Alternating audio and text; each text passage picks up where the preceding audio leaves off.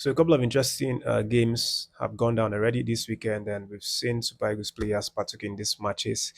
Unfortunately, they were on the losing side for the most part. We saw early kickoff Taiwo Awoniyi getting his first start of the season and also his first appearance in a long time. But sadly, Chelsea beat them 3 goals to 0. A Chelsea that was not in their A game. They were practically struggling, making a lot of mistakes, loose balls here and there in their defense line.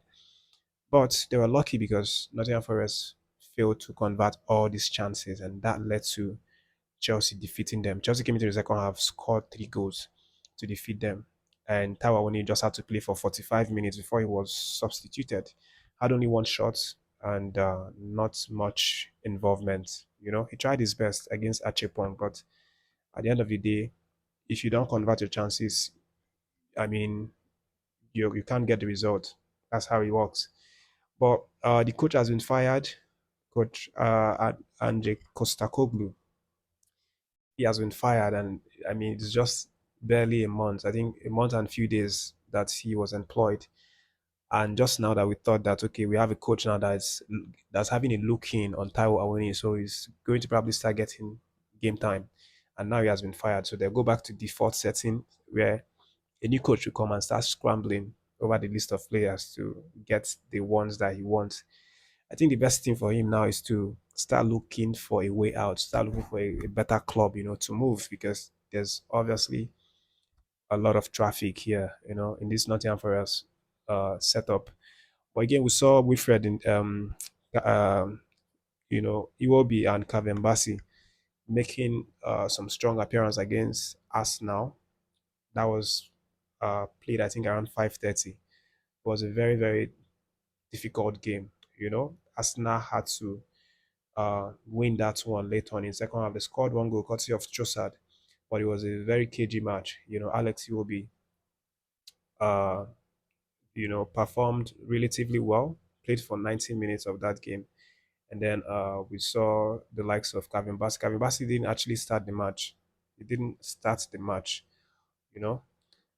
He came in later in the 82nd minute, but unfortunately, the scoreline was going to remain 1-0.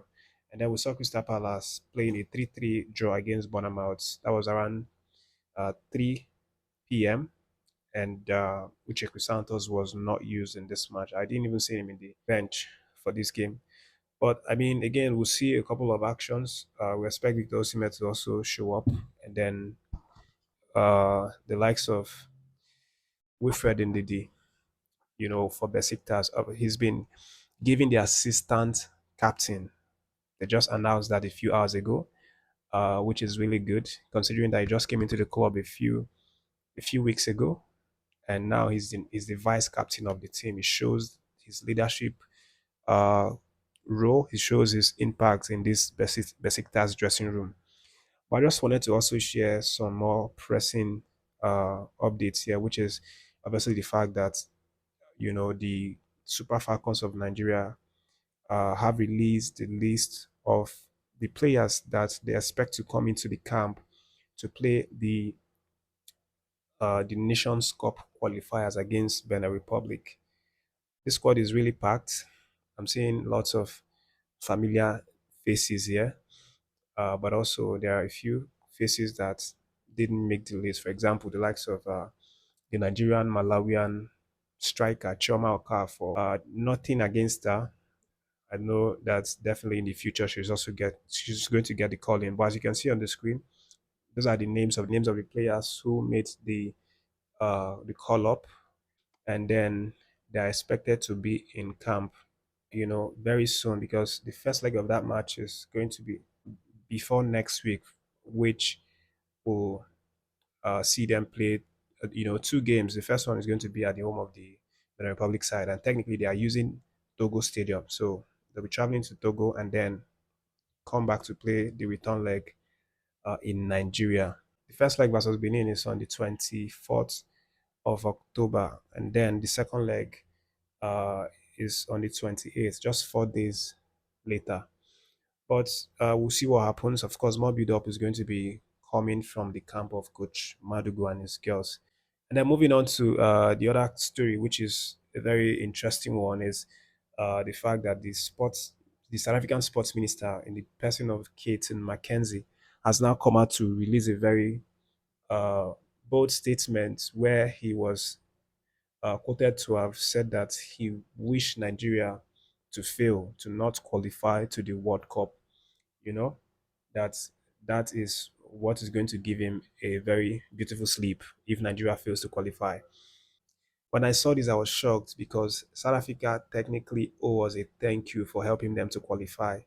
Because if we had not beaten Benin Republic, they wouldn't have qualified. And I know during that period, a lot of South African fans thanked Nigeria. You know, if you go through social media, or if you went to social media during that period, South Africans, a lot of them actually, paid homage to Nigeria for getting that result. Even the players themselves, talking about Mokoena, he posted on his Instagram where he posted Victor Osimhen and then with the caption "Goats" 3 times, things like that. But it's actually quite shocking that their sports minister has this to say about Nigeria. This is what he said. He said, "I heard you earlier saying that we South Africa will root for Nigeria. I want to make it very clear. I wish for them not to qualify. I just want to make that one clear. They tried. I knew what they did behind the scenes. I want them to lose. Nigeria must not go to the World Cup. Another African country must go."